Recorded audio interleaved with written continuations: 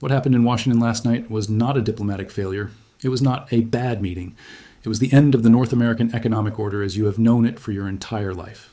While you were sleeping, the single most stable, boring, and predictable trade relationship on the planet, the $683 billion lifeline between the United States and Canada, didn't just crack, it snapped.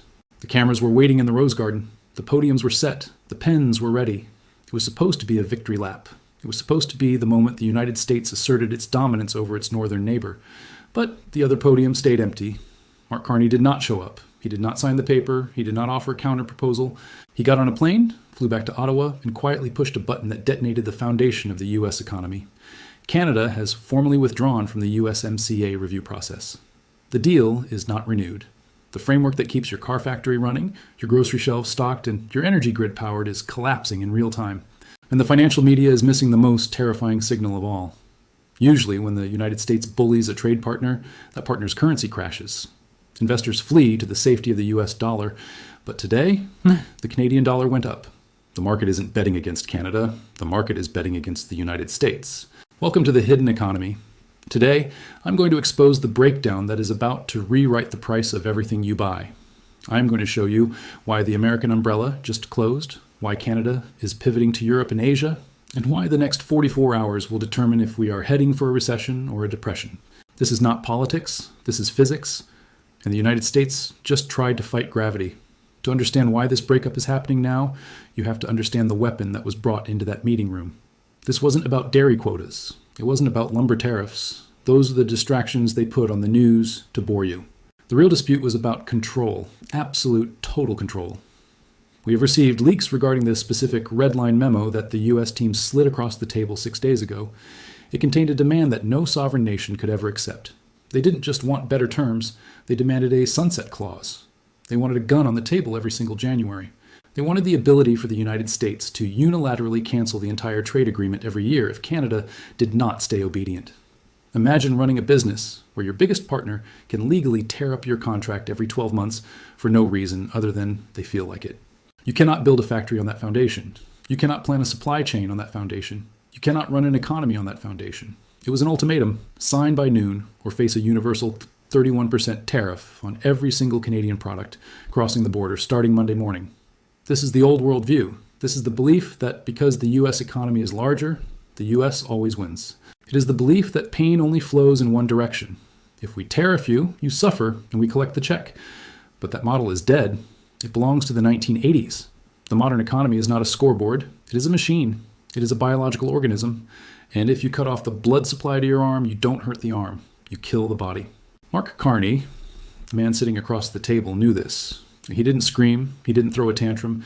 He is a former central banker. He ran the Bank of Canada. He ran the Bank of England.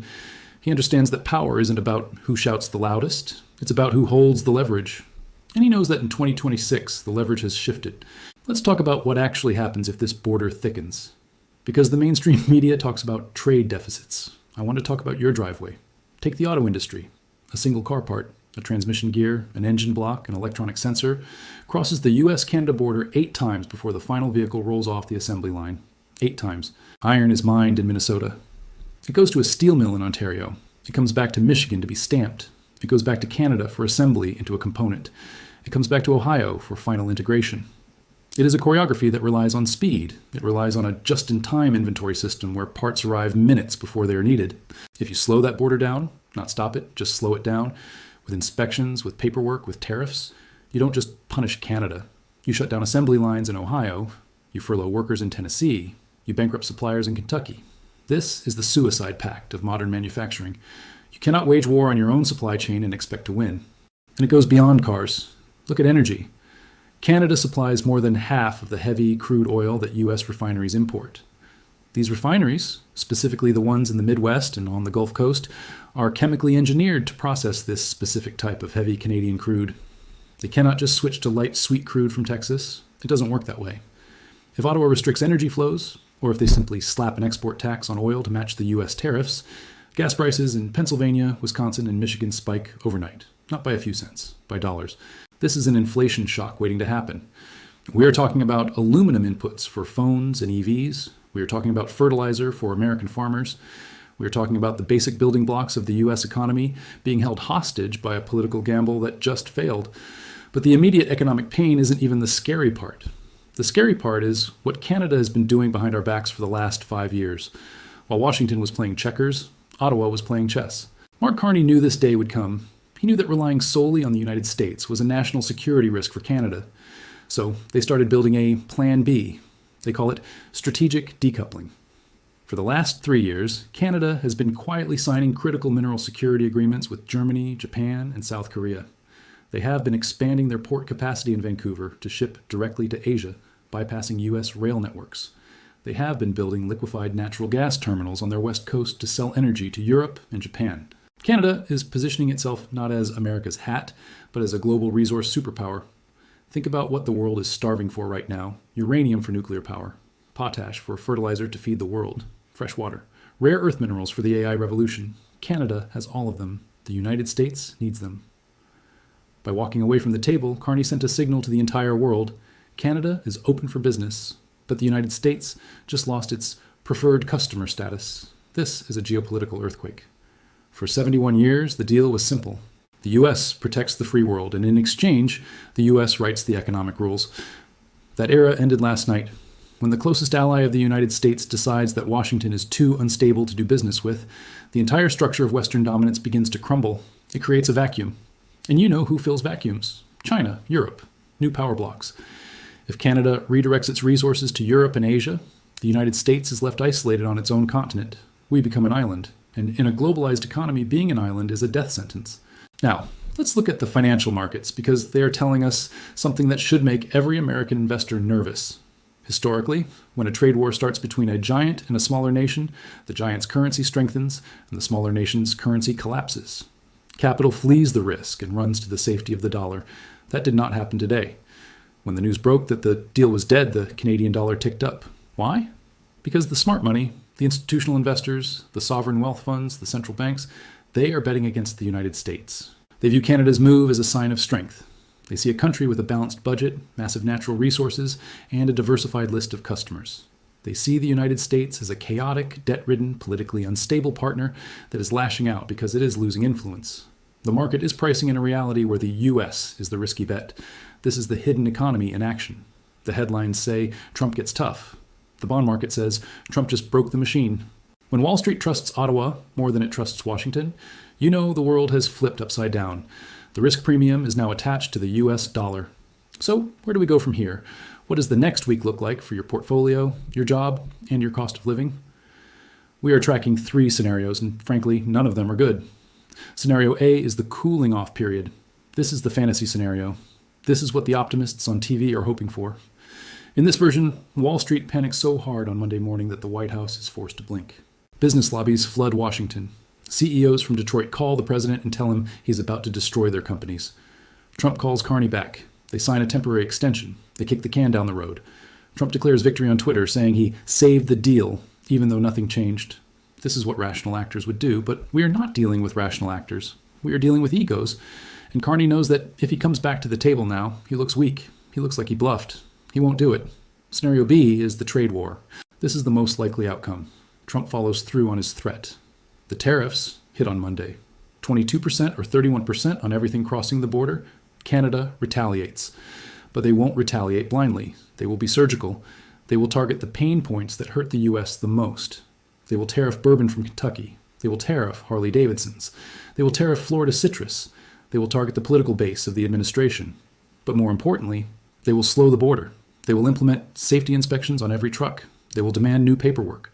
This is the pain phase. It is a test of endurance. Who breaks first? The U.S. consumer facing 20% inflation on groceries and cars, or the Canadian exporter? Right now, Canada looks like they are built to wait. They have a safety net. The U.S. does not. Scenario C is the nightmare. This is the full breakup. This is where Trump declares a national emergency. He invokes security powers. He tries to freeze Canadian assets. He tries to seize leverage by force. In response, Canada formally redirects energy exports. They cut the flow. This is the end of the North American idea. The continent splits into 2 rival economic zones. If this happens, we are looking at a stagflationary shock that makes the 1970s look like a picnic. You cannot replace Canadian oil. You cannot replace Canadian aluminum. You cannot replace the integration of the last 30 years. If we go down this road, we are looking at a lost decade for the American economy. The quote that Mark Carney gave to that reporter as he got into his car is going to go down in history. You can't tariff gravity, and you can't sanction geography. It sounds like a clever line. It is actually a military doctrine. He's saying, you need us more than we need you. We have the physical stuff, you have the paper money. In a resource-constrained world, the person with the physical stuff wins. You cannot print oil, you cannot print uranium, you cannot print fresh water. Canada has it. We buy it. If we break the relationship, we are the ones who go hungry. We are the ones who go cold. The United States is trying to fight physics with tariffs, and physics always wins. The next 44 hours are critical. The markets open on Monday. If there is no deal, if the tariffs go live, we will see immediate repricing of every asset class. Automakers will crash. Energy prices will spike. Food inflation will return with a vengeance. But the deeper tragedy is the loss of trust. Trust is not a tariff you can remove. Trust is a foundation. Once you crack the foundation, the house is never safe again. Even if they fix this next week, even if they sign a deal, Canada now knows the truth. They know the US is a hostile partner. They will never stop their efforts to diversify away from us. They will never stop building ports to Asia. They will never stop signing deals with Europe. The drift has begun. The continent is splitting. This is the moment the American century truly ended. Not with a bang, but with an empty podium in the Rose Garden and a polite Canadian walking away from a bad deal. I want you to watch the news very carefully this weekend. Do not listen to the rhetoric. Do not listen to the tweets saying, we will win big. Watch the border crossing times. Watch the rail schedules. Watch the spot price of heavy crude oil. Watch the Canadian dollar. These are the real indicators. They will tell you if the war has begun. If you have investments in U.S. manufacturing, automotive, or retail, you need to be hedging right now. If you are holding U.S. dollars thinking they are the ultimate safe haven, you might want to look at why the smart money is buying foreign currencies and hard assets. The umbrella is closed. We are out in the rain. And it looks like a storm is coming. If this analysis helped you see through the noise, make sure you are subscribed to the channel. I will be tracking the border flows and the institutional capital movements every single day as this crisis unfolds.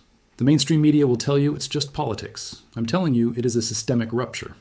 Leave a comment below. Do you think Trump will blink? Or are we heading for a full trade war? I want to know what you see on the ground. Stay informed. Stay skeptical. And remember, in the hidden economy, the truth is always in the flow of money, not the flow of words. I'll see you in the next one.